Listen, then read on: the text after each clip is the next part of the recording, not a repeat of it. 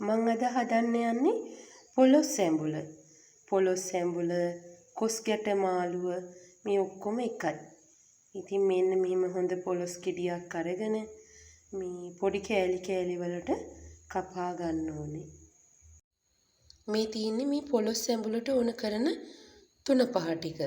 මේකට ඕන වෙනවා මිරිස් කුඩු, ගම් මිරිස්, බෙදපු තුන පහ, රම්පි කරපිංචා, කුරුඳු පොතු, ගොරක කෑලි 4ක් විතර, කහ කුඩු, මේ ඉඟුරු සුදු ලූණු, රතු ලූණු, උළුහාල්ලට කීපයක්, ලුණු රස අනුව ඒ ටික තමයි මේ පොලොස් කරියට ඕන කරන කරි. මේ පවුඩර්ස් වර්ග. අපි මේ හැම තුන පහ වර්ගයක්ම මේ පොලොස් කපාගත්ත පොලොස් ටිකට දාගන්නවා. සේරම. කළා මේ පොලොස් කෑලි ටික වැහෙනකම්ම පොල් කිරි එකතු කරගන්නවා.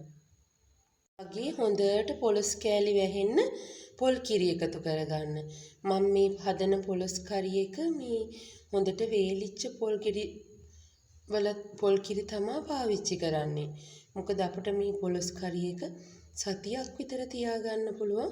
හොඳට වේලිච්ච පොල් ගෙඩිවල පොල් කිරි එකතු කරගන්නවා නම්. මේ බලන්න මේ පොලොස් කරියේ මේ අවසානම. ඉතින් මේක තෙල් පෑදෙන්න හොඳට හැදිලා තියෙනවා.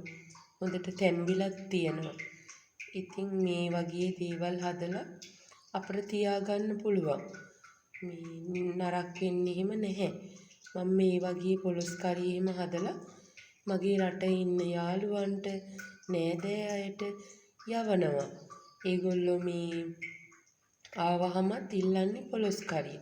අර හොඳට වේලිච්ච පොල් ගෙඩි ගත්තාම මේ ඒකෙන් තෙල් ටික පෑදෙන්න පොලොස් කරි එක හිඳලා ගත්තට පස්සේ පොලොස් කරිය සති 2ක් විතර තියාගන්න පුළුවන්.